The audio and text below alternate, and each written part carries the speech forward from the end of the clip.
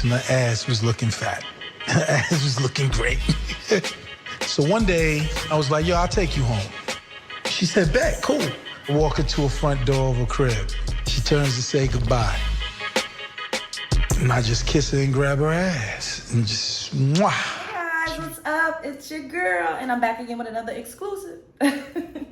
So today, I'm going to talk about the video that I just showed you guys with Irv Gotti 20 fucking years later, 2 decades later, still discussing Ashanti's poom. It's like, bruh, let it go. Let it go. Let it go. She does not want you anymore. All sis wants is her royalties or her publishing and to not be affiliated with Murder Inc. because clearly some unsavory things was going on over there. For this man to have said that he offered to drive her home one night because her ass was looking fat in them juicy couture sweats. First of all, okay, let me backtrack. Ashanti could have been no older than, she was in between the ages of 18 and 20, I would like to say. And Irv had to be at least a good 30, right? So there had to be somewhere around of a 10-year age difference. He clearly was in a power of authority because he was like the head of the label, you know, he was a producer. He was someone that she felt like she had to entertain to a degree. Even him offering him to take her home, she probably wasn't the most comfortable with it, but nonetheless, she was like, you know what, okay, like a ride is a ride. I've gotten rides home from the studio and didn't think anything of it.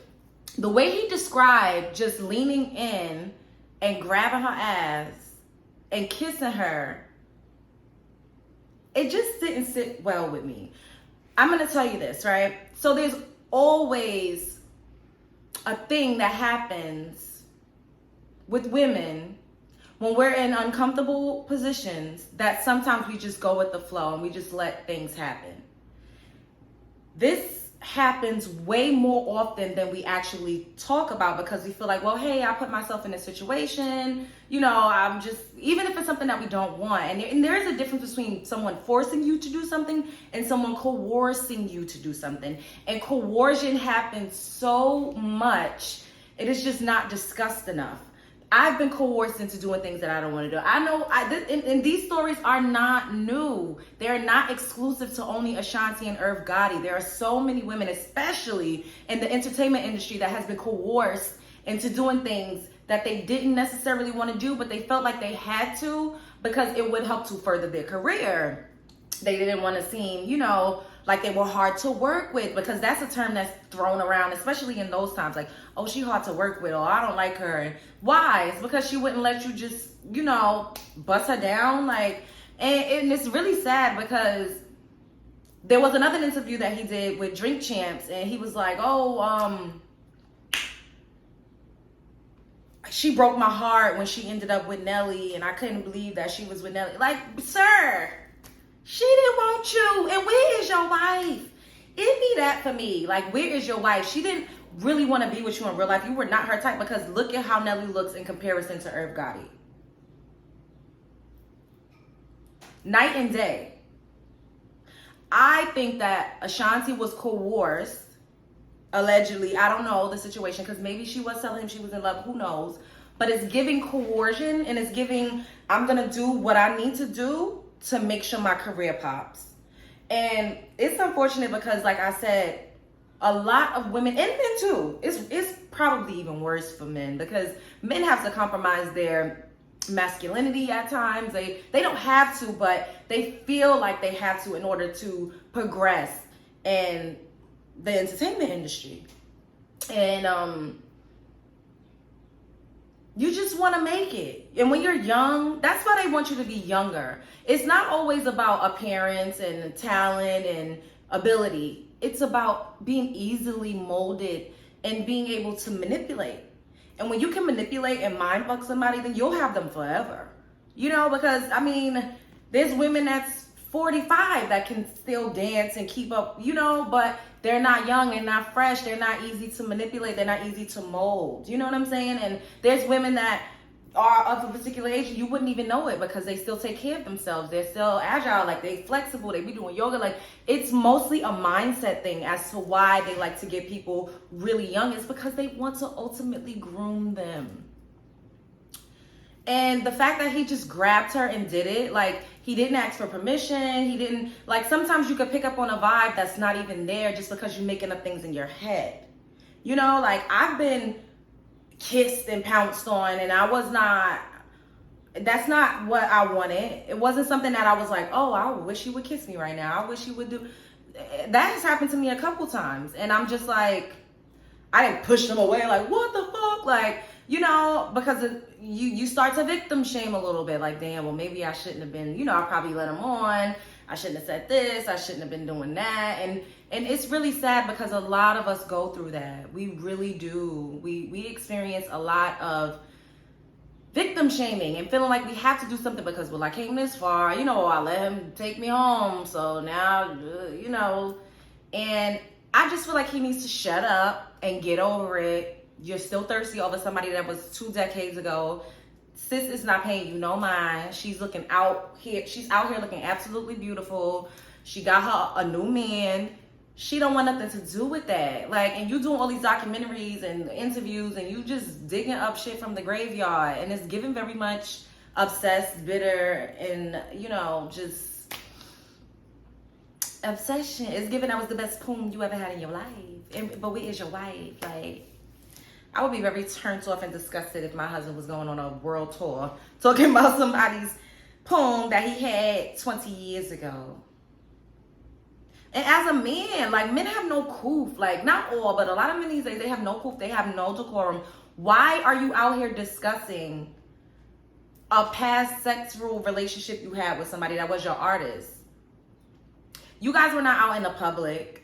She never once came on the record and said anything about it. The only public relationship I know of Ashanti was with Nelly because this is someone that she actually wanted to be with. I feel like Irv was just a stepping stone and she felt like she had to. He gives me very much, well, you're going to do what I do or what I want you to do or you could get the fuck on. Like, he gives me that energy. He gives me very bullyish, very like, you know, I got to assert myself and like flex my authority and my power because if he was in the real world, nobody would be looking at Irv Gotti. Like, come on. He's not necessarily a looker. But where is his wife? That's the last thing I want to know is where is his wife? And to the ladies out there that's listening to this, coercion is a real thing.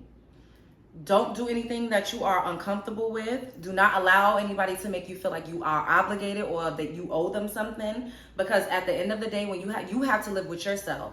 And it doesn't feel good at nighttime when you're thinking about it like, damn, I just let this happen or I'm dealing with somebody that I really don't want just to get ahead. And that's another reason why, like, people look at me, for instance, and they be like, I was you, I would be this and that. If you was me, you would not even want nothing to do with a lot of things. Because you have to compromise yourself. You have to be disconnected from your body in a way that people don't understand when it comes to the machine. It's different now because we have more tools to do things independently. But a few years ago, like, you needed the machine to thrive and be successful. And in order to get in, like, you gon', you know, what you gonna do? You either gonna lay down or get down. And you a beautiful woman. I'm a beautiful woman. I pay people and they still think they gonna get some coochie. It's like, nigga, you is not about to take my money in my vagina. Like, you got me all the way fucked up. But that's how it is out here. And I be like, damn, I wish I was average looking, or sometimes I wish I was a man. But it's hard for men too because men definitely be getting propositioned. So I can't, you know, it's just like damned if you do, damned if you don't. You have to know who you are. You have to follow your own moral compass. If something does not sit right with you, don't do it. Don't do it because, you know, success is gonna come and certain wins are fleeting. It doesn't last forever, but what does last forever are memories and how you feel about yourself when you look in the mirror. So I'm gonna close out. I feel so bad for Ashanti because I know she doesn't want this to be out. And back then, who knows what it was like for her? You know, like, guys in the industry, they will breadcrumb you. Oh, excuse me. And with that, because people will be like, oh, you slept your way to the top. No, bitch. I didn't just fucking have sex one time and then all of a sudden my dreams came true. That's not how any of this works. Literally, yo, you want to come to the studio? Well, come meet me at the hotel. Oh, you want me to put this? You want me to mix this song? Oh, come meet me over here. Oh, you want to shoot this video? Come meet me in the bathroom. It's kind of like you gotta keep doing favors in exchange for getting your project or whatever it is done. So it's never ending, and it's all about power and control. And also, you know, guys just be wanting to get their dick wet. And when you under somebody's thumb like that, it's hard to wiggle your way out. So just, you know, make sound decisions. I hate that Irv Gotti is like going on this tour exposing it seems like he's exposing Ashanti, but he's just exposing himself as a clown at the circus. Anyways, we gonna do better. We gonna love on ourselves, and we gonna spread love because it's the Brooklyn way. I love y'all. Like, comment, and subscribe. Have you ever experienced this? Let me know what you think about Irv Gotti, constantly talking about Ashanti. Have a good day, night, morning, noon, whenever this may reach you.